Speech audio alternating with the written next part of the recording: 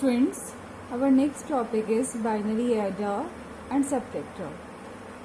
So combinational logic circuits का हमारा example है adder and subtractor circuits. Combinational logic circuits and sequential logic circuits में पहला difference यही था कि combinational logic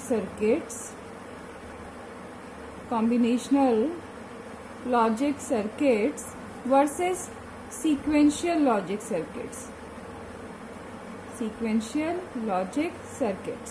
इन दोनों में पहला डिफरेंस आपको मिलेगा इन टर्म्स ऑफ मेमोरी.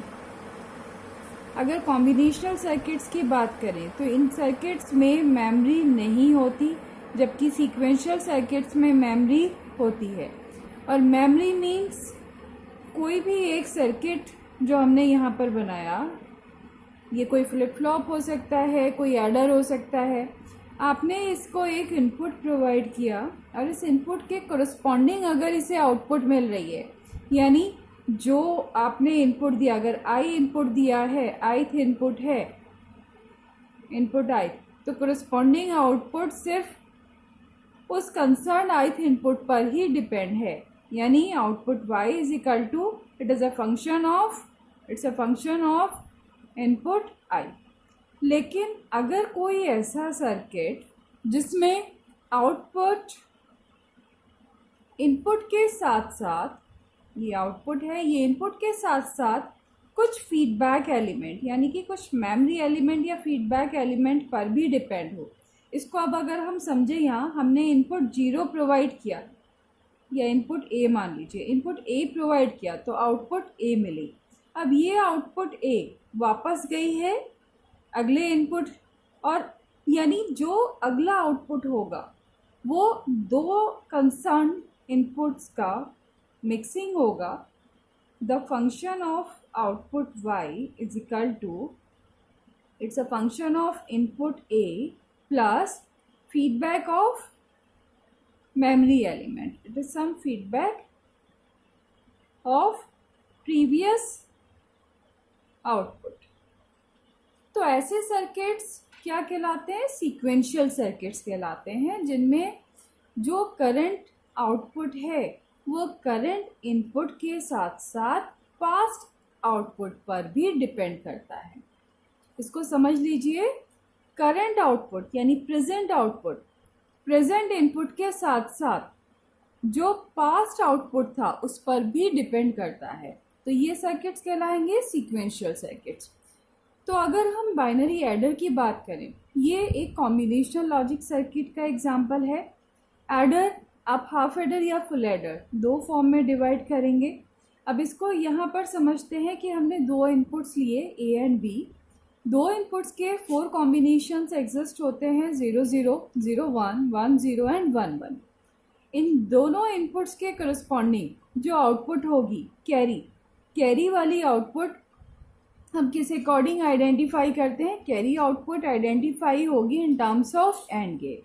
यानी यहाँ पर इन दोनों इनपुट्स का एंड फंक्शन लगाइए. 0 एंड 0 0, 0 एंड 1 0, 1 एंड 0 0, 1 एंड 1 1. और सम वाला आउटपुट एक्सक्लूसिव और गेट के थ्रू फॉर्म होता है. इट इज ऑफ एक्सक्लूसिव और, जबकि कैरी फॉर्म होगा एंड गेट के थ्रू. राइट. तो एक्सक्लूसिव और की आउटपुट 0 0 पर 0, 0 1 पर, यानी कि जब इनपुट डिफरेंट हैं, एक 0 है एक 1 है तो आउटपुट हाई होगा. 1 है 0 है तो आउटपुट हाई होगा. जब दोनों इनपुट सिमिलर हैं, 0 0 वर्सेस 1 1, तो आउटपुट लो होगा. अब इसी सर्किट को अगर हमें यहाँ इम्प्लीमेंट करना हो तो half adder which add 2 single bit number A versus B, 2 single bit numbers को ऐड करने में इट इज यूजिंग.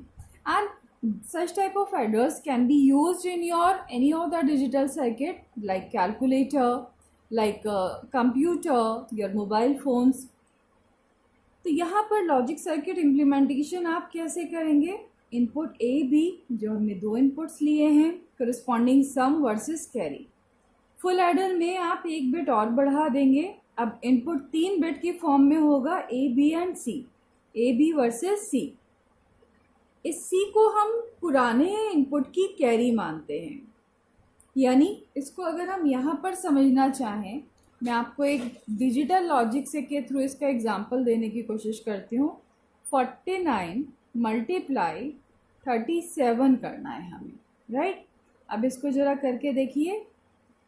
7 9 जा 63, 3 कैरी आई 6, 7 4 जा 28 प्लस 6 34 मल्टीप्लाई 3 9 जा 27, 7 कैरी आई 2, 3 4 जा 12 प्लस 2 14। यहाँ तक का काम करने के बाद अब इस पे कंसंट्रेट करें। 3 एज इट इज़ उतारते हैं हम। अब ये दो सिंगल बिट के नंबर हैं। अब यहाँ ध्यान देना है, these are, it may be consider as A, it may be consider as B. This number is as A and it is as B. तो 1 number plus second number, 4 plus 7 11 एक carry produce हुई, ये count होगा in form of some. और जो carry produce हुई है, पुराने वाले की कैरी आगे फॉरवर्ड हुई, दैट वाज 1। अब इन दोनों का addition 4 plus 3 7 plus 1 8 and this one as it is. तो ये यहाँ पर जो आपको दिखाई दिया, it was the case of full adder. ये हमने डेसिमल नंबर्स के लिए किया है, जबकि ये हमारा किस फॉर्म में होगा, बाइनरी नंबर्स की फॉर्म में एग्जीक्यूट होगा। अब एक इनपुट ए, दूसरा इनपुट बी, और पुराने वाले जो कंसर्न ऐड करके हमने निकाला था previous carry, that was the same. तो इसी फॉर्म में अब हम यहाँ पर लेंगे A B versus C. 3 input के डिजिटल कॉम्बिनेशन अगर हम चेक करें तो मैक्सिमम कॉम्बिनेशन 8 बैठते हैं, 0 0 0 से 1 1 1 के बीच में। अब सम का लॉजिक क्या बनता है यहाँ पर, अगर हम सम का लॉजिक बनाना चाहें तो सम फिर से हमारा एक्सक्लूसिव और गेट की फॉर्म में ही डिज़ाइन होगा। इन तीनों इनपुट्स के लिए एक एक्सक्लूसिव और गेट हमने लगाया। और एक्सक्लूसिव और गेट क्या कहता है, एक्सक्लूसिव और गेट की आउटपुट जब इनपुट डिफरेंट हैं सिर्फ तब आउटपुट हाई होती है, जब इनपुट सेम हो जाते हैं तो आउटपुट लो हो जाती है। तो अब अगर आप यहाँ पर चेक करें, सम के लिए जब इनपुट सेम है 0 0 0 तो आउटपुट लो है, राइट।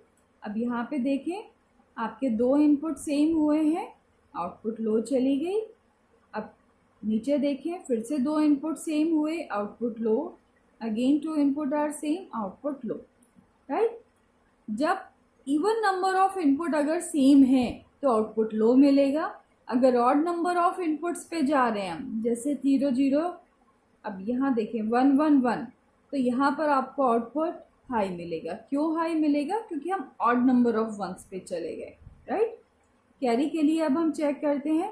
कैरी कहती है A and B, B and C, C and A, इन तीनों का एंड करेंगे और इन तीनों को और कर देंगे लास्ट में, तो हमें कैरी मिलेगा। तो ये आप इस कैरी का फंक्शन एग्जीक्यूट करके देख सकते हैं सर्किट के थ्रू। तो ये आपको मिलेगा 0 0 0 1 और 0 1 1 की फॉर्म में, राइट। फुल एडर को आप दो हाफ एडर के थ्रू भी इम्प्लीमेंट कर सकते हैं। हमने पहला हाफ एडर लिया, 2 इनपुट थी, उसका सम और कैरी प्रोड्यूस हुआ। दूसरा हाफ एडर लिया, इसका सम इसकी पहली इनपुट बनेगी और इसकी जो तीसरी कैरी आनी है वो इसकी दूसरी इनपुट बनेगी। अब इसकी फाइनल आउटपुट जो होगी सम की फॉर्म में, वो सेकेंड हाफ एडर की आउटपुट सम की फाइनल आउटपुट होगी। यहाँ से पहली कैरी और दूसरी कैरी, 2 कैरी आपको दिख रही हैं, इन दोनों का और कर देंगे तो आपको फाइनल कैरी मिल जाएगी। जिस तरह से आपने हाफ एडर और फुल एडर डिज़ाइन किया है, सेम इसी फॉर्मेट में half subtractor and full subtractor design होंगे। सिर्फ डिफरेंस क्या मिलेगा आपको, सब्ट्रैक्टर मीन्स आप माइनस कर रहे हैं, आप 0 माइनस 0 0 मिलता है, 0 माइनस 1 माइनस का 1 मिलता है। इसको हम कंसीडर करते हैं कि माइनस का 1 मतलब 1 और माइनस मतलब हमने बोरो किया है 1 को।